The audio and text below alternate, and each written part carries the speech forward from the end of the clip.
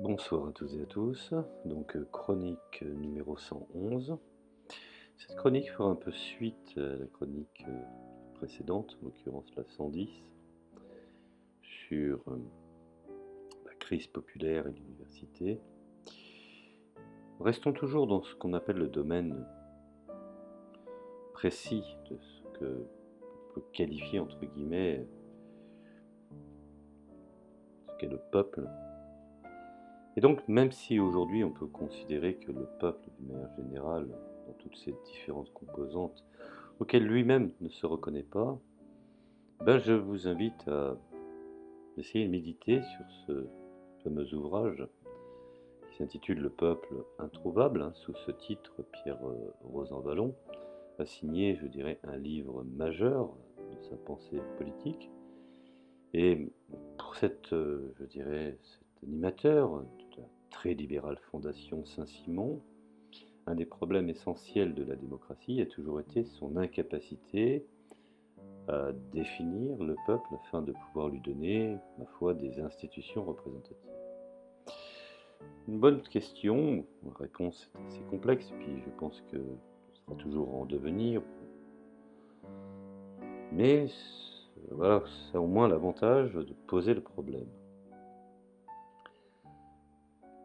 Alors selon lui, il estime que l'individualisme contemporain aggrave avec incertitude, et pourtant, derrière cette interrogation académique, du sociologue se construit, on pourrait dire, un discours politique qui tend, je dirais, à faire du peuple l'obstacle fondamental face à la crise actuelle, et finalement, au fond, que de sous-entendus dans cette question.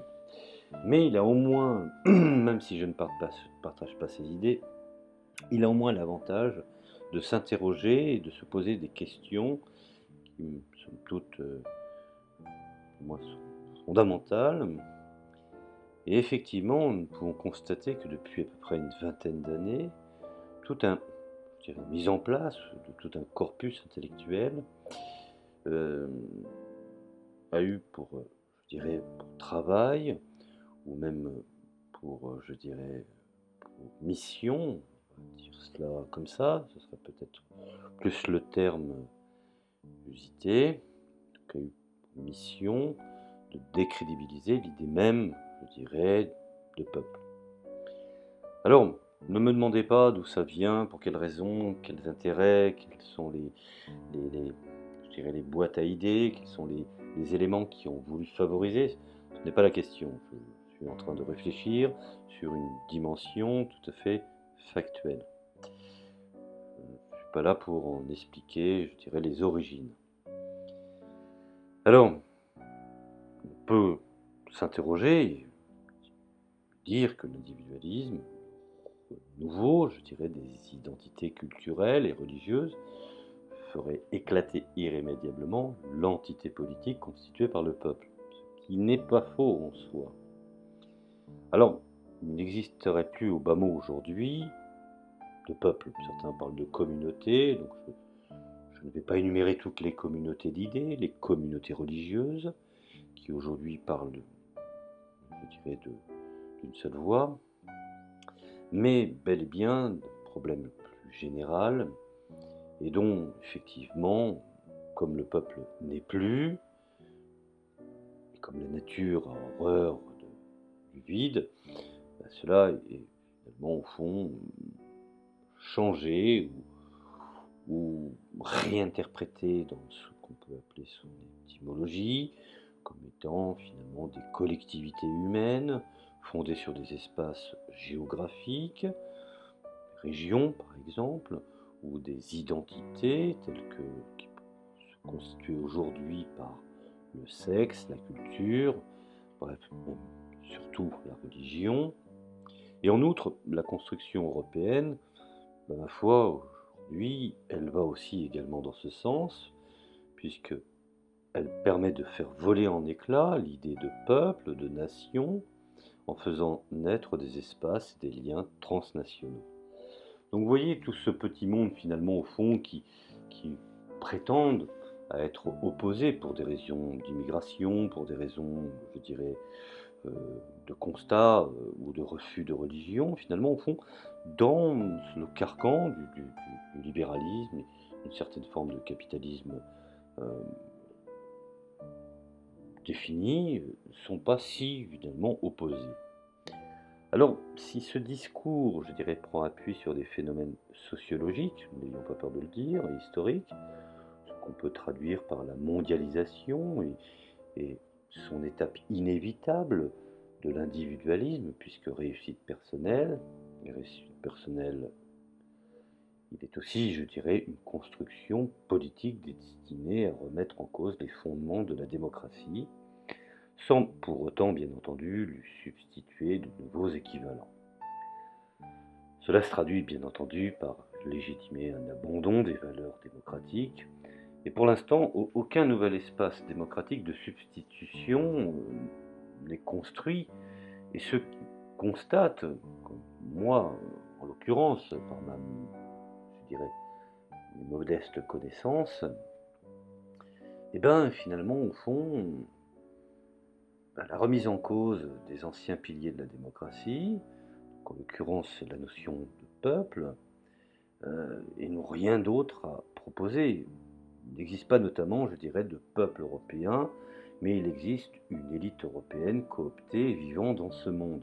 Alors quand on parle de peuple européen, c'est pareil, on est dans l'imaginaire, parce que dans la réalité, quand on vit dans ces différents pays, on voit bien qu'ils ont des intérêts locaux, des intérêts régionaux et des intérêts nationaux. Alors après, effectivement, si alliance il doit y avoir, ce sont des alliances finalement au fond d'intérêt. Alors, est-ce que finalement tout cela, on pourrait définir qu'il n'existe pas finalement au fond, crescendo, d'identité régionale, euh, qu'on pourrait substituer automatiquement, comme l'illustre par exemple à l'extrême cette construction artificielle qu'est la région centre.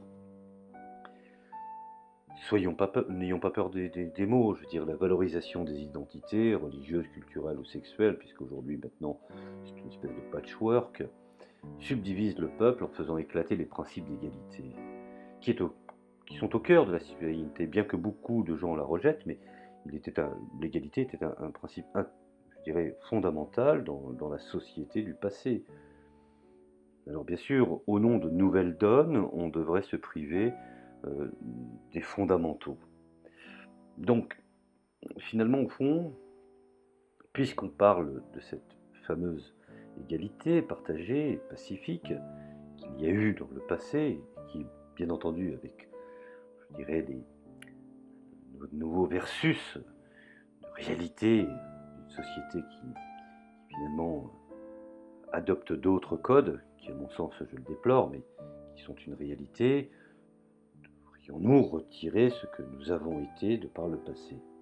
Là est la question. Par exemple, la substitution du principe de parité au principe d'égalité n'est pas anodine, hein. Il faut être honnête. Elle signifie l'égalité de deux groupes et non plus l'égalité des individus. Implicitement, on dit donc que ces deux catégories, hommes-femmes, ont par nature des intérêts différents qui nécessitent qu'on les représente en tant que, je dirais, cette idée est tout à fait contestable. Elle fait fi des logiques sociales, économiques, qui créent de vraies connivences et de convergences d'intérêts. Vous savez, c'est un peu comme les droits de l'homme qu'on nous bassine d'une manière générale. Idée noble à l'origine, il faut, loin s'en faut. Mais aujourd'hui, on voit que souvent on parle des droits de l'homme privilégiés, non plus des droits de l'homme d'une manière générale. On parle des droits du commerçant, des droits de celui qui possède et pas celui qui est possédé.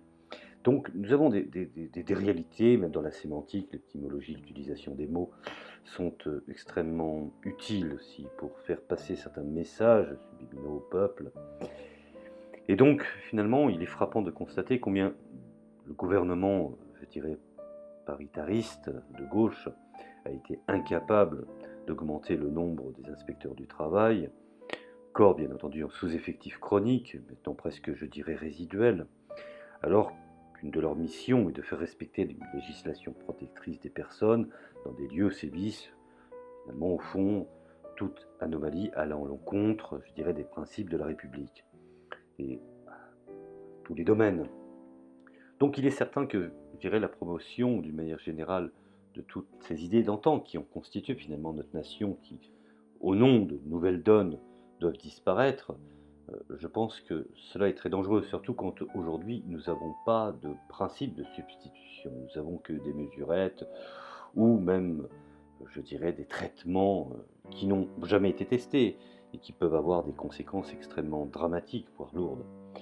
En tout cas, je ne veux pas aller plus loin, mais simplement appeler une réflexion sur le fait que nous sommes de moins en moins en démocratie. Cela, c'est un véritable problème et je pense qu'il faudrait réévaluer le savoir de nos penseurs du passé et peut-être essayer de comprendre et d'essayer de réagir, voire d'interagir sur ce qui n'a pas fonctionné et sur en quoi nous avons été laxistes et sur en quoi finalement nous sommes finalement plus adaptés à un passé qui aurait dû être une certaine cohérence pour l'avenir. Voilà, je vous remercie de m'avoir écouté, je vous dis à la prochaine chronique. Cela, bien entendu, n'engage que ma personne, et cet audio appelle à une certaine réflexion. Je ne suis pas prophète en mon pays, simplement, je suis un simple citoyen qui appelle les individus à réfléchir dans une sorte de tranquillité d'esprit, de réflexion, et loin de toute forme de fanatisme. Merci à vous de m'avoir écouté.